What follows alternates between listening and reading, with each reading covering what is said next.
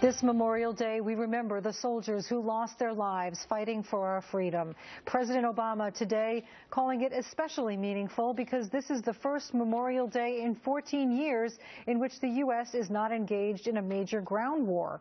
Well, one of the heroes who lost his life fighting in Afghanistan is U.S. Army Specialist Chris Horton of Oklahoma. His grave visited by Secretary of Defense Ash Carter. The Army sniper was killed in action when his unit came under attack in September of 2011. And his wife joins us now. She is Jane Horton, a military families advisor, Gold Star wife, and member of Concerned Veterans for America. Jane, it is an honor to have you join us, and we thank your entire family for your sacrifice. Thank you so much for having me.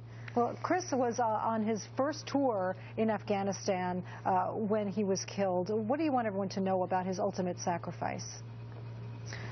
Just that what he has given for us is the greatest gift that anyone can give, and the magnanimity of his sacrifice and those who have fought, bled, and died for us so that we can be free, and so that we can have our barbecues today and our 3-day weekends, and that our kids can run around and play and not to worry about fear of terror, that people remember them and that people remember him. Yeah, after your husband's death, you became active in helping other families who have lost loved ones while serving the country. Tell us about that work. It's just been an honor to advocate on Capitol Hill and in the Pentagon and in D.C. just to represent those who have given their lives for our country and their families. The greatest gift and the greatest duty that I can do to my country is to make sure the families of those that have fought, bled, and died for me are taken care of. And to be honest with you, they are no longer here with us to give themselves a voice.